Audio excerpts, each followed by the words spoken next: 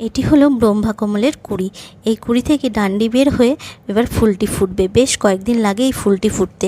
ফুলটি রাতেই ফোটে, দিনের বেলা কিন্তু আর থাকে না। যখন ফুলটি ফোটে কী যে মিষ্টি সুগন্ধ, মনে হয় ঘ্রাণটা নিতেই থাকি। এটা দেবাদিদেবের প্রিয় ফুল। এটি উত্তরাখণ্ডে হয়। উত্তরাখণ্ডে যে প্রজাতিটা হয় সেই প্রজাতি কিন্তু এখানে হয় না, মানে সমতলে হয় না। এটা আর একটা প্রজাতি, এটা ব্রহ্মকমল, যেটা পাতা থেকে মানে ফুলটি হয়। এই যে পাতা থেকে ফুলটি হয়েছে, আর পাতাগুলো একটু অন্যরকম দেখতে হয়। যখন মেয়েকে ডাকলাম যে আয় ফুল দেখবি, তখন মেয়ে বলে আমি তো দেখেছি আগে এই ফুলটা, এটা তো ড্রাগন ফুল। হ্যাঁ, মেয়ের কথাটা তো ঠিকই, ড্রাগন ফুলেরই মতো দেখতে, কিন্তু ড্রাগন ফুল এর থেকে 3 গুণ বড় হয়। তবে ড্রাগন ফুলের কোনো সুবাস থাকে না, মিষ্টি গন্ধ থাকে না, কিন্তু এই ফুলের অনেক মিষ্টি গন্ধ থাকে। আর এই ফুল সৌভাগ্যের প্রতীক বলে বলা হয়। আর এই ফুলের সুগন্ধ মনে হয় নিতেই থাকি, এত মিষ্টি সুগন্ধ।